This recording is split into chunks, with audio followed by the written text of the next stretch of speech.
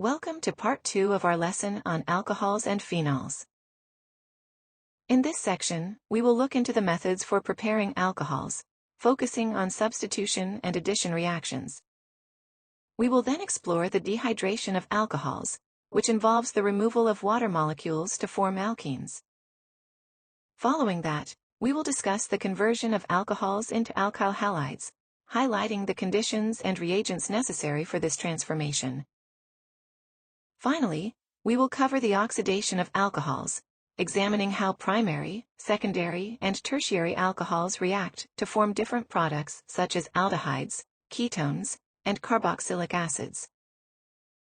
This comprehensive overview will enhance our understanding of the reactivity and versatility of alcohols in organic synthesis.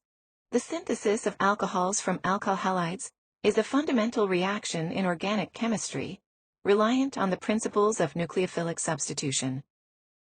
As we learned in the lessons on substitution and elimination, the selection of reagents is crucial in determining the reaction's efficiency and outcome, particularly when dealing with primary versus tertiary alkyl halides. For the conversion of primary alkyl halides to alcohols, the use of a strong nucleophile, such as the hydroxide ion, is important. The hydroxide ion's strong nucleophilic character facilitates a direct and efficient attack on the alpha carbon of the substrate, ensuring a high-yield substitution reaction. Water is not a strong nucleophile, and this would dramatically decrease the rate of this reaction by increasing the activation energy for the SN2 mechanism. In contrast, the transformation of tertiary alkyl halides to alcohols necessitates the use of water as the nucleophile.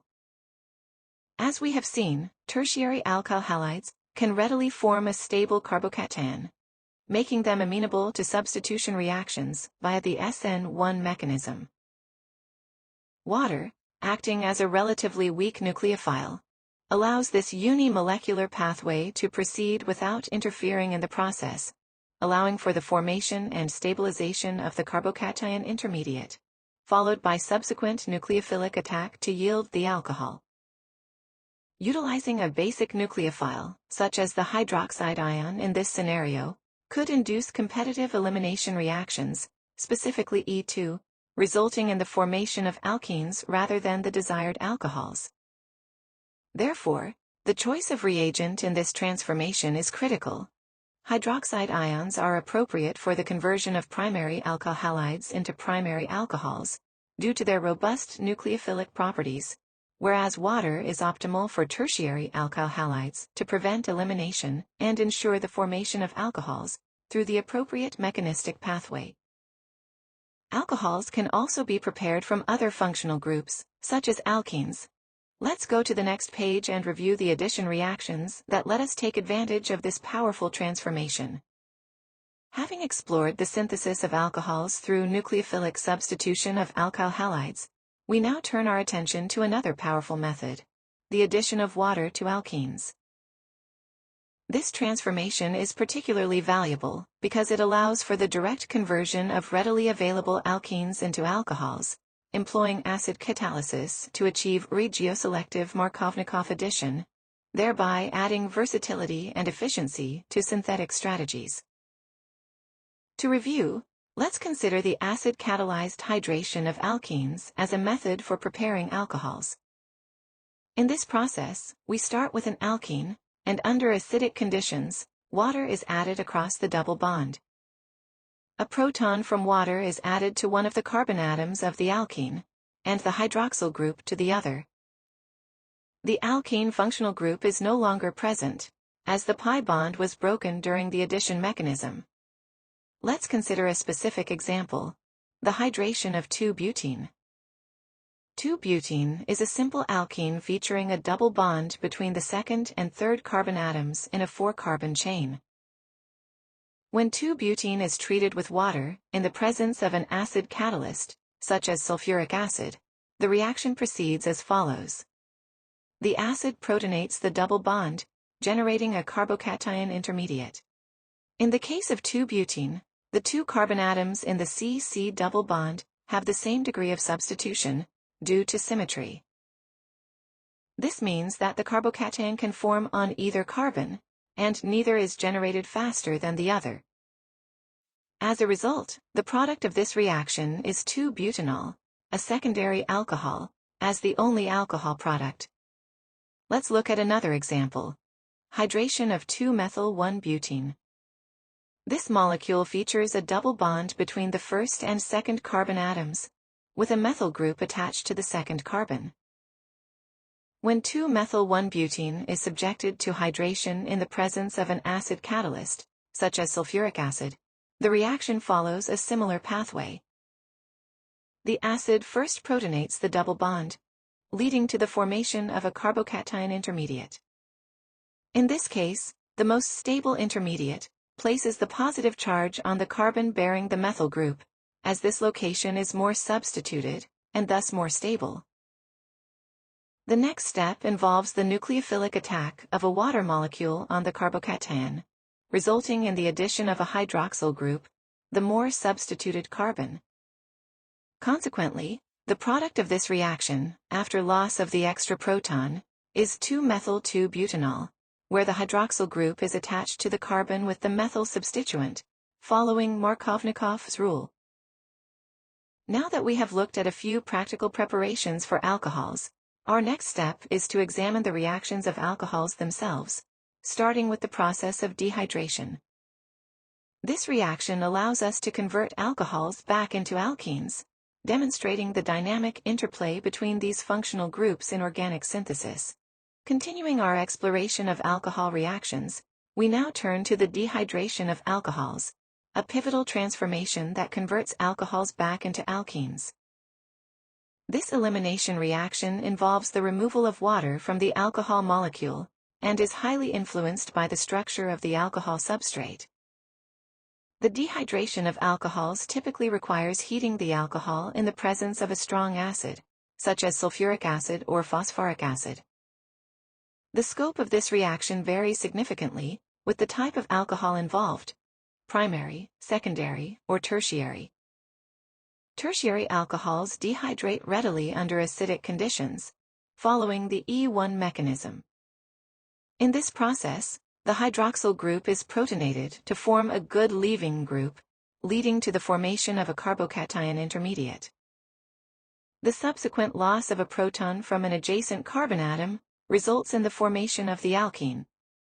For example, the dehydration of tert-butyl alcohol produces isobutene efficiently due to the stability of the tertiary carbocation. Secondary alcohols also undergo dehydration via the E1 mechanism, though typically at higher temperatures compared to tertiary alcohols. For instance, 2-butanol can be dehydrated to form 2-butene, the more substituted and stable product, in line with Zaitsev's rule. Primary alcohols, however, do not readily form stable carbocations, and thus do not typically undergo E1 elimination. Instead, they require harsher conditions, and often proceed through an E2 mechanism, where the elimination occurs in a single concerted step, without the formation of a carbocation intermediate. This method can be less efficient and may require a different set of conditions or catalysts to proceed effectively. Understanding the scope of alcohol dehydration based on substrate structure allows chemists to predict and control the formation of alkenes from alcohol precursors. This reaction highlights the variability in reactivity among different types of alcohols, and underscores the importance of selecting appropriate conditions for each substrate. Next, we will look more closely at the regioselectivity of these elimination reactions, examining how the choice of conditions and substrates can influence product distribution and optimize synthetic pathways. Let's look at the issue of regioselectivity in alcohol dehydration more closely.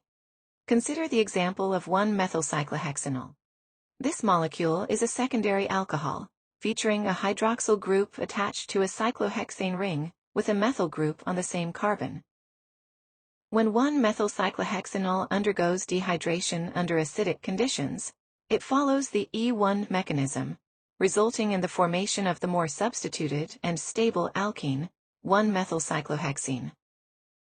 This outcome aligns with Zaitsev's rule, which states that elimination reactions generally favor the more substituted alkene. However, if the goal is to synthesize the less substituted alkene, known as the Hofmann product, different conditions must be employed, because the E1 mechanism will not generate the least substituted alkene as the major product. You might recall that it is possible to generate the less substituted alkene by using conditions that favor the E2 mechanism, specifically with a bulky base. The steric bulk of the base forces it to only access the outermost beta protons during the deprotonation of the substrate. Unfortunately, we can't conduct the E2 elimination with an alcohol as the substrate, as the hydroxyl is a bad leaving group. Instead, the hydroxyl group of 1-methylcyclohexanol must first be converted into a better leaving group, such as a bromide or a chloride. We'll look at the specific conditions and reagents to accomplish this conversion on the next page. Overall, the process would look like this. The alcohol substrate is subjected to conditions to convert it into an alkyl halide. With this halide in place, the reaction can proceed under E2 conditions, using a bulky base such as potassium tert butoxide. The bulky base promotes the elimination reaction in a manner that favors the formation of the less substituted alkene. This strategy demonstrates how altering the conditions and reagents allows for the selective synthesis of different alkene products, showcasing the flexibility and precision of modern synthetic methods in organic chemistry. On the next page, we will look specifically at the conversion of alcohols into alkyl halides, giving us the ability to take advantage of strategies like this. Following our discussion on the dehydration of alcohols, we now shift our focus to the conversion of alcohols into alkyl halides. This transformation is crucial in organic synthesis, providing a means to create reactive intermediates for further chemical reactions, such as the E2 elimination shown on the previous page. Alcohols can be converted into alkyl bromides through treatment with hydrogen bromide.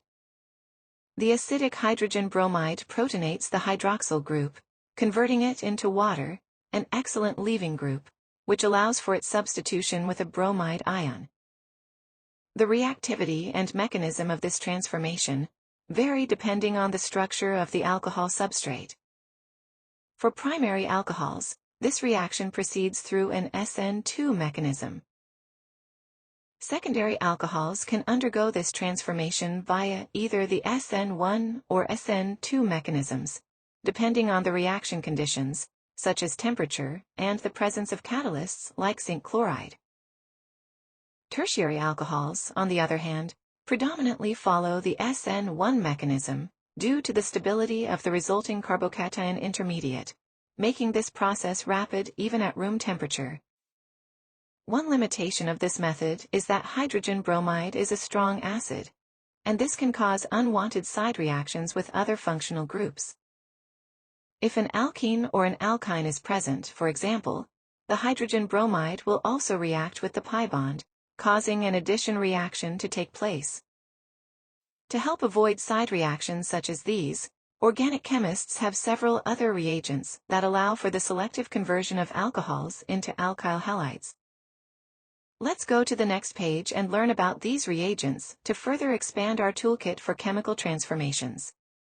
The transformation of alcohols into alkyl halides can also be accomplished using reagents such as phosphorus tribromide, which has the formula PBr3, and thionyl chloride, which has the formula SOCl2. Both of these reagents are particularly effective for transforming primary and secondary alcohols under mild conditions through an SN2 mechanism. When an alcohol is treated with thionyl chloride, it efficiently converts the hydroxyl group into a chloride, producing an alkyl chloride. The reaction typically involves the formation of gaseous byproducts, sulfur dioxide and hydrogen chloride, which are easily removed from the reaction mixture as they are formed. This drives the reaction to completion and ensures a clean transformation. Similarly, treatment of an alcohol with phosphorus tribromide converts the hydroxyl group into a bromide, forming an alkyl bromide. This reagent is highly effective particularly for primary and secondary alcohols. A notable advantage of using these reagents is their chemoselectivity. For instance, consider the transformation of the following alcohol, which also contains the alkene functional group. When using HBr or HCl, the presence of the alkene could lead to unwanted side reactions, such as addition across the double bond. However, these reagents selectively react with the hydroxyl group, leaving the alkene untouched. This selective reactivity allows for precise and controlled transformations, preserving other functional groups within the molecule. Let's move on to the next page, where we will look at the mechanism for conversion with thionyl chloride first, and then with phosphorus tribromide.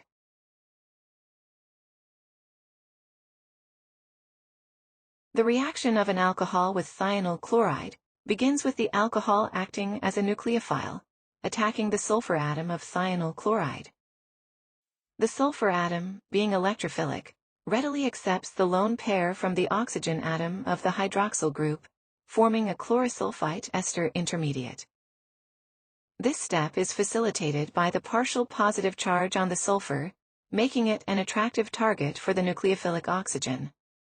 The chloride ion then acts as a nucleophile, attacking the carbon atom that was initially bonded to the hydroxyl group. This attack displaces the newly formed chlorosulfite ester, resulting in the formation of an alkyl chloride and the release of sulfur dioxide and hydrogen chloride gases. To manage the generation of hydrogen chloride and prevent side reactions, a non-nucleophilic base such as pyridine is often added to the reaction mixture. Pyridine neutralizes the hydrogen chloride, ensuring a smoother reaction and preventing the formation of unwanted byproducts or side reactions with acid-sensitive functional groups. Let's go to the next page and look at the mechanism for the reaction of alcohols with phosphorus tribromide.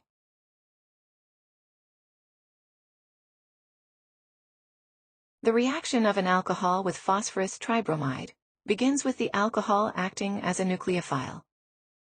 The nucleophilic oxygen atom in the alcohol attacks the electrophilic phosphorus atom in phosphorus tribromide. This step forms a dibromo-alkyl phosphite intermediate and releases a molecule of hydrogen bromide. The oxygen's lone pair of electrons is key in this nucleophilic attack, targeting the partially positive phosphorus atom. Next, the hydrogen bromide produced protonates the hydroxyl group of the intermediate, transforming it into a better leaving group. In the SN2 mechanism, the bromide ion generated earlier acts as a nucleophile and attacks the carbon atom that was initially bonded to the hydroxyl group. This backside attack by the bromide ion displaces the dibromolkyl phosphite, forming the desired alkyl bromide. The carbon-oxygen bond breaks, and the carbon-bromine bond forms simultaneously, ensuring a concerted reaction without the formation of a stable carbocation. Now that we have learned several methods for the conversion of alcohols into alkyl halides, let's move on to our next topic, the oxidation of alcohols. Here we will learn about methods that let us transform the carbon-oxygen single bond into a carbon-oxygen double bond, also known as a carbonyl group, allowing us the ability to synthesize a variety of important and valuable carbonyl-containing substances. Next, we examine the oxidation of alcohols, a critical transformation in organic chemistry. Oxidation, as you may recall from previous chemistry courses, involves the loss of electrons from a molecule. In organic chemistry, this process is typically accompanied by an increase in the number of bonds to oxygen, or a decrease in the number of bonds to hydrogen. For alcohols, oxidation results in the conversion of the hydroxyl group into a carbonyl group, producing compounds such as aldehydes, ketones, or carboxylic acids. Notice that in this transformation, the number of bonds between the carbon and oxygen has increased. This means the carbon was oxidized. The reverse process, decreasing the number of bonds between carbon and oxygen, is called reduction. When we learn about the chemistry of carbonyl compounds, in the next course in this series, you will learn how those transformations can be accomplished as well. Oxidation of alcohols into carbonyl compounds is essential for creating a wide range of compounds from simple alcohol precursors. The type of carbonyl compound, such as aldehydes, ketones, and carboxylic acids, produced through oxidation of the alcohol depends primarily on two factors: the structure of the alcohol, and the conditions used for the oxidation reaction. In our next discussion, we will look at these conditions and learn how to accomplish these transformations. Before we start looking at the reagents, let's go to the next slide and look more closely at the pathways and stages of alcohol oxidation. After that, we can learn how to select the appropriate reagents based on the starting material and desired product. Let's start by looking at the oxidation of primary alcohols. The oxidation of primary alcohols is particularly interesting because they can undergo two successive oxidation steps, leading to different products based on the conditions used.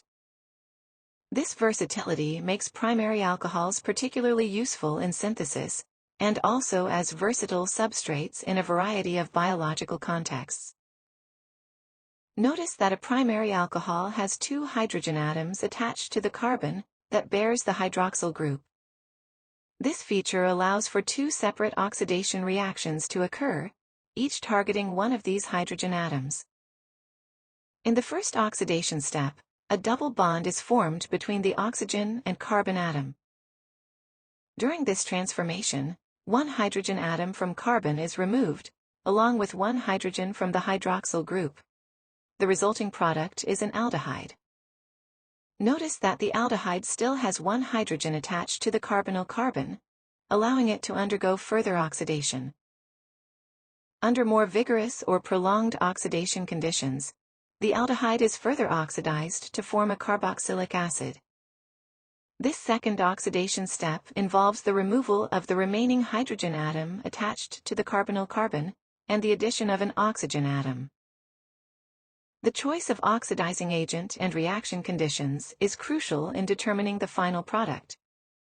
Mild oxidizing agents can be used to stop the reaction at the aldehyde stage, while stronger oxidants ensure complete oxidation to the carboxylic acid. To illustrate this process, consider the oxidation of ethanol. When ethanol undergoes oxidation, it first forms acetaldehyde. This occurs because one of the hydrogen atoms on the carbon bearing the hydroxyl group, along with the hydrogen from the hydroxyl group itself, is removed. If the oxidation continues under stronger or prolonged conditions, acetaldehyde is further oxidized to form acetic acid.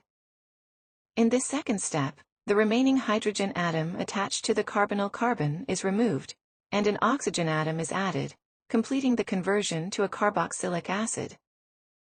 This chemical transformation also has a biological counterpart. In the human body, ethanol is metabolized primarily in the liver.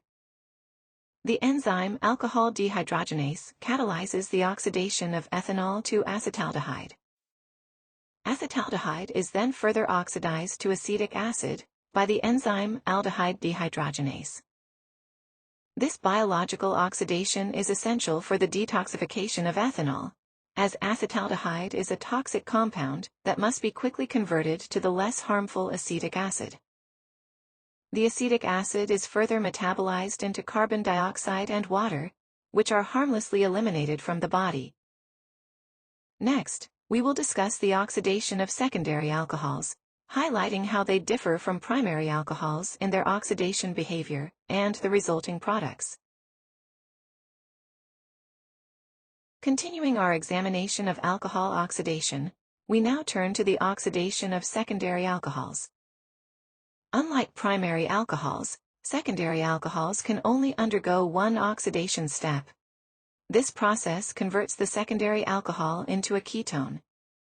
In secondary alcohols, the carbon bearing the hydroxyl group is bonded to two other carbon atoms. As a result, there is only one hydrogen atom on the oxygen-bearing carbon atom that can be targeted for removal by the oxidizing agent. As before, during oxidation, the hydrogen atom attached to the carbon bearing the hydroxyl group is removed, along with the hydrogen from the hydroxyl group itself. This removal results in the formation of a carbonyl group, transforming the secondary alcohol into a ketone. A biologically relevant example of this transformation occurs in the citric acid cycle, also known as the Krebs cycle. Within this cycle, the secondary alcohol group in isocitrate is oxidized to form a ketone in the compound alpha-ketoglutarate. This step is catalyzed by the enzyme isocitrate dehydrogenase and is crucial for the cycle's role in cellular respiration, facilitating the production of energy through the oxidation of metabolic intermediates. The oxidation of secondary alcohols to ketones is essential for numerous biological processes and synthetic applications. Ketones serve as vital intermediates in various biochemical pathways and industrial processes, highlighting the importance of this transformation. Next, we will explore the oxidation of tertiary alcohols and the challenges associated with their oxidation, highlighting why these alcohols typically do not undergo oxidation under standard conditions. Continuing our examination of alcohol oxidation, we now turn to the oxidation of tertiary alcohols. Tertiary alcohols are structurally different from primary and secondary alcohols, in that the carbon bearing the hydroxyl group is bonded to 3 other carbon atoms and lacks any hydrogen atoms. This structural feature presents a challenge for oxidation. Because there are no hydrogen atoms attached to the carbon bearing the hydroxyl group, the typical pathways for alcohol oxidation, which involve the removal of hydrogen atoms from the hydroxylated carbon atom, cannot occur. As a result, tertiary alcohols generally do not undergo oxidation under standard conditions. This resistance to oxidation underscores the stability of tertiary alcohols compared to their primary and secondary counterparts. Without the presence of hydrogen atoms on the hydroxyl-bearing carbon, the formation of a carbonyl group is not feasible. Thus, tertiary alcohols remain largely inert to oxidation reactions, highlighting their robustness in various chemical environments. Next, we will explore the specific reagents and conditions used in the oxidation of primary and secondary alcohols, detailing how different oxidizing agents can be employed to achieve desired transformations in organic synthesis. As mentioned, the choice of oxidizing agent is critical in determining the outcome of the oxidation process, and chromic acid is one of the most widely utilized oxidants in organic chemistry. Chromic acid is typically formed from chromium trioxide, or sodium dichromate in aqueous acid. It is a strong oxidant capable of converting primary alcohols into carboxylic acids, and secondary alcohols into ketones. The strength and effectiveness of chromic acid make it a versatile reagent in organic synthesis. While chromic acid is a powerful and efficient oxidizing agent, its use is often limited by environmental and safety concerns associated with chromium compounds. Nonetheless, it remains a valuable tool in the chemist's toolkit for achieving specific oxidation reactions. There are several versions of conditions that employ chromic acid and related oxidants in the oxidation of alcohols. Let's go to the next page and look at the most common example, the Jones oxidation. The Jones oxidation is a widely used method for the oxidation of primary and secondary alcohols. This reaction employs chromic acid in an aqueous solution, often with acetone as a solvent, to achieve the desired transformations. In the Jones oxidation, primary alcohols are oxidized to carboxylic acids. For example, the oxidation of 1-butanol proceeds through the formation of butanol, which is then further oxidized to butanoic acid. The strong oxidizing conditions provided by chromic acid ensure that the oxidation does not stop at the aldehyde stage, driving the reaction to completion. Secondary alcohols, on the other hand, are oxidized to ketones. An example is the oxidation of 2-butanol to 2-butanone. Since the secondary carbon bearing the hydroxyl group does not have an additional hydrogen atom, the oxidation stops at the ketone stage. A more complex example involves the compound 1,2-butanediol, which contains both a primary and a secondary alcohol. Under Jones oxidation conditions, the primary alcohol is oxidized first to an aldehyde, and then further to a carboxylic acid, while the secondary alcohol is oxidized to a ketone. This results in the formation of 2-oxobutanoic acid, showcasing the reagent's ability to handle multiple functional groups within a single molecule. Finally, consider a compound with both a primary alcohol, a secondary alcohol, and an aldehyde, such as the diol-containing aldehyde shown in the example below. In this scenario, the primary alcohol is oxidized to a carboxylic acid, the secondary alcohol to a ketone, and the pre-existing aldehyde is also oxidized to a carboxylic acid. This highlights the strong oxidizing power of the Jones reagent, capable of transforming all susceptible functional groups within a molecule. One of the key features of the Jones oxidation is its use of water to dissolve the inorganic chromium species. This aqueous environment facilitates the oxidation process, ensuring efficient and rapid transformations. However, the strong acidic and oxidative conditions of the Jones reagent also limit its use to substrates that can withstand such conditions. Next, we will explore alternative oxidizing agents that offer milder conditions and greater selectivity, expanding our toolkit for the oxidation of alcohols in various synthetic contexts. Next, we examine another important reagent for the oxidation of alcohols, pyridinium chlorochromate, commonly known as PCC. PCC is a milder oxidizing agent compared to chromic acid, and it is particularly useful for selectively oxidizing primary alcohols to aldehydes, without further oxidation to carboxylic acids. This selectivity makes PCC an invaluable tool for chemists aiming to stop the oxidation process at the aldehyde stage. PCC operates under relatively mild conditions, typically in an organic solvent such as dichloromethane. This gentle approach is advantageous when working with sensitive molecules that may not withstand the harsher conditions required by stronger oxidizing agents like chromic acid. For example, when PCC is used to oxidize 1-butanol, the reaction stops at butanol, avoiding further oxidation to butanoic acid. This selective oxidation is crucial when the desired product is an aldehyde, as it provides a straightforward method to achieve this transformation without over-oxidizing the substrate. Secondary alcohols are also efficiently oxidized by PCC to ketones. An example is the oxidation of 2-butanol to 2-butanone. PCC facilitates this transformation under mild conditions, making it a preferred reagent for synthesizing ketones from secondary alcohols. To illustrate PCC's selectivity further, consider a compound containing both a primary alcohol, a secondary alcohol, and an aldehyde, such as the example shown below. When treated with PCC, the primary alcohol is oxidized to an aldehyde, the secondary alcohol to a ketone, while the pre-existing aldehyde remains unaffected.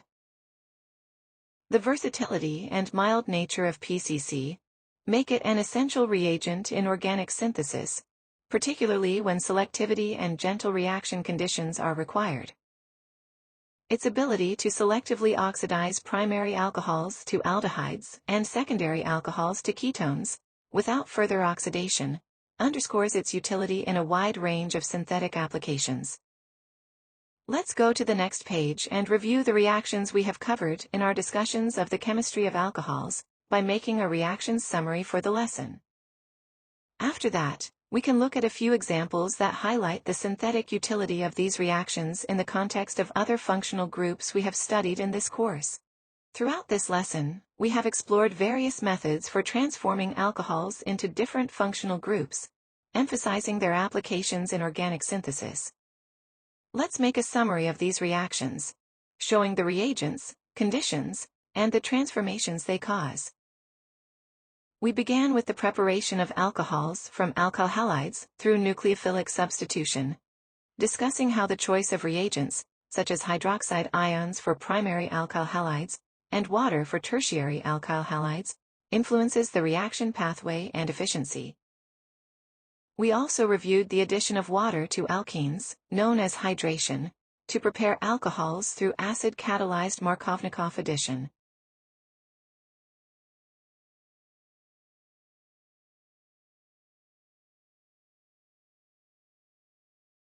We then transitioned to the dehydration of alcohols, allowing us to convert alcohols back into alkenes.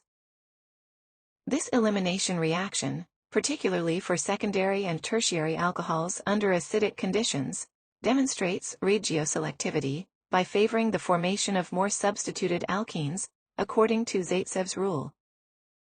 We also highlighted the alternative approach of using E2 conditions, by converting alcohols into alkyl halides, and then treating them with a bulky base to favor the formation of less substituted alkenes, known as Hofmann products.